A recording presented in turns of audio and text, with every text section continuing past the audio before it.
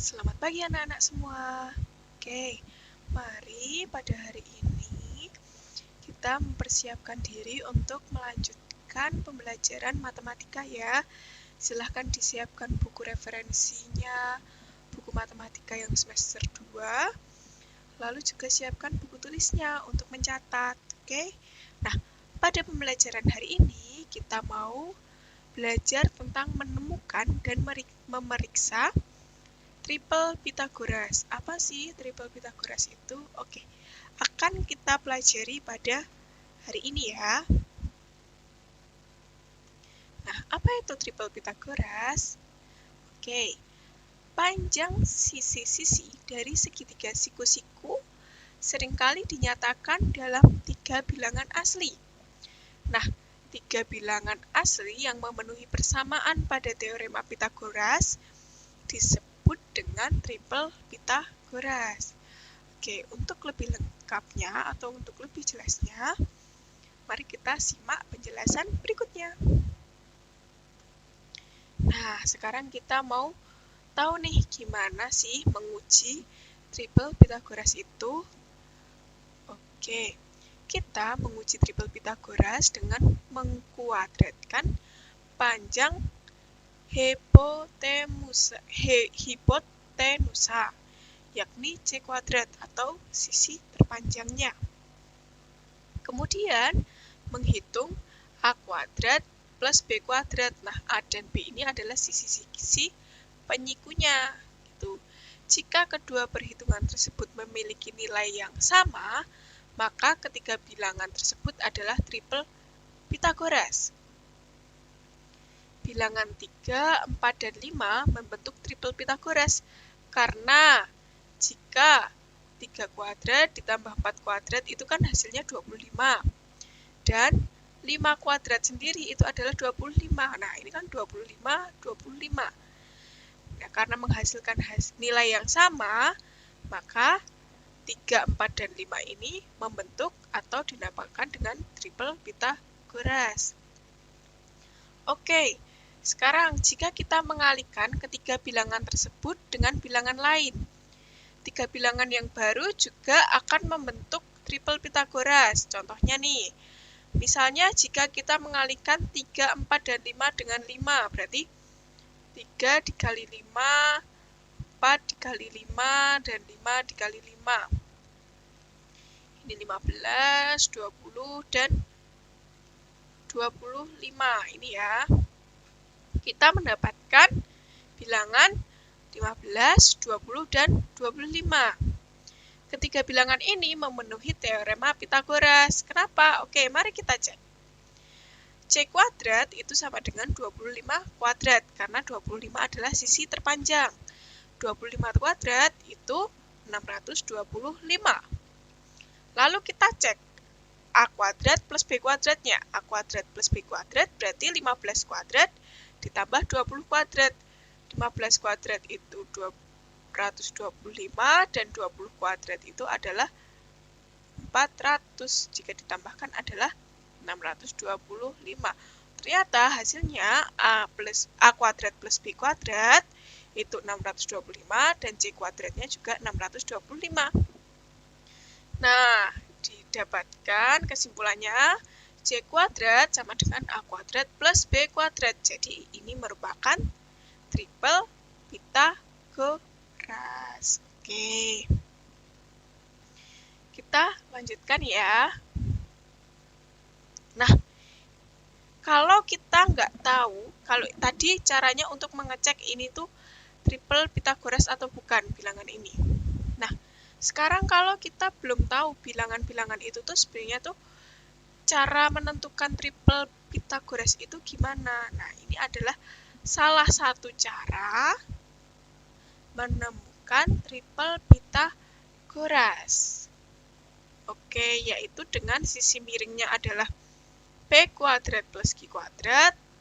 Lalu sisi-sisi penyikunya yang satu itu 2PQ, yang satu lagi P kuadrat min Q kuadrat. Cara ini meminta kita untuk menentukan sembarang dua bilangan dan menerapkan aturan kepada dua bilangan yang telah ditentukan itu.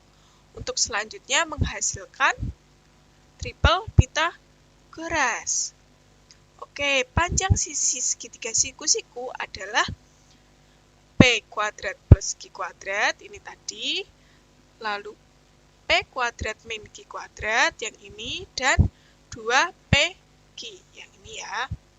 Dengan ukuran panjang itu, ketiganya akan membentuk triple Pythagoras. Oke. Nah, ini kita ada contohnya ya.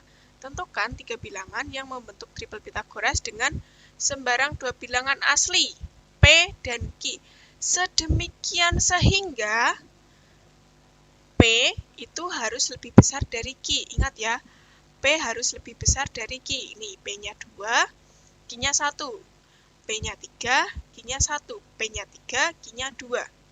Pokoknya P itu lebih besar dari Q, gitu ya. Nah, caranya kita cek itu adalah kita cek satu persatu. Kita cek dulu dari P kuadrat plus Q kuadrat. Berarti 2 kuadrat ditambah 1 kuadrat. Berarti sama dengan 5. Oke. Terus P kuadrat min Q kuadrat. Berarti 2 kuadrat dikurangi 1 kuadrat. Hasilnya 3. Terus 2 dikali P dikali Q. Berarti 2 dikali 1 sama dengan 4. Nah, untuk memeriksa itu triple Pythagoras atau bukan, kita coba. Oke, 5 kuadrat sama dengan 3 kuadrat plus 4 kuadrat, gitu kan? Oke, 25 sama dengan 9 tambah 16. 25 sama dengan 25. Karena ini sama dengan, maka 3, 4, dan 5 merupakan triple Pythagoras. Oke, itu yang pertama. Lalu kita coba yang kedua. Oke, P kuadrat plus Q kuadrat sama dengan 3 kuadrat plus 1 kuadrat. Itu kan 10. Terus P kuadrat min Q kuadrat sama dengan 3 kuadrat min 1 kuadrat. Itu hasilnya adalah 8. Terus 2 dikali P dikali Q. Berarti 2 dikali 3 dikali 1 sama dengan 6. Kita coba apakah 10 kuadrat sama dengan 8 kuadrat plus 6 kuadrat. Oke, 10 kuadrat itu 100, 8 kuadrat itu 64, ditambah dengan 6 kuadrat, 36. Ternyata 100 sama dengan 100. Karena cocok, berarti ini merupakan, berarti 6, 8, dan 10 merupakan triple Pythagoras. Oke, lanjut. Untuk contoh yang ketiga, P-nya 3, Q-nya 2. Berarti P kuadrat plus Q kuadrat sama dengan 3 kuadrat plus 2 kuadrat. Berarti dia merupakan berapa? 13. P kuadrat dikurangi Q kuadrat. Berarti 3 kuadrat min 2 kuadrat sama dengan 5. Terus 2 dikali P dikali Q sama dengan 2 dikali 3 dikali dengan 2 lagi. Berapa? 12. Oke, kita coba. Apakah 13 kuadrat itu sama dengan 5 kuadrat plus 12 kuadrat? 13 kuadrat itu 169. 5 kuadrat itu 25 ditambah dengan 144. 169 sama dengan 169 juga. Karena dia tandanya sama dengan atau 169 sama dengan 169, berarti 5, 12 dan 13 merupakan triple Pitagoras. Oke, cukup 3 saja contohnya untuk kita mencari triple Pitagoras. Nah, untuk tugas anak-anak yang sedang BDR atau belajar daring di rumah, silahkan buka referensi dari buku matematika kelas 8 semester 2 yang sudah dipinjamkan sekolah yang berwarna kuning. Nah, buka halaman 29. Nah, di situ ada tabel. Oke, di situ ada tabel. Silahkan dilengkapi tabelnya untuk nomor 1. Contoh pertama, kedua, dan ketiga sudah dikerjakan ini. Ya. Nah, untuk contoh keempat dan seterusnya, silahkan dikerjakan di rumah. Disalin di buku masing-masing, di buku tulis. Nah, nanti di pertemuan berikutnya itu akan kita bahas lagi. Akan Ibu cek pekerjaannya satu persatu, oke? Jangan lupa dikerjakan. Cuman sedikit kok, nggak banyak. Oke? Nah, sip. Oke. Sekian pembelajaran matematika pada hari ini.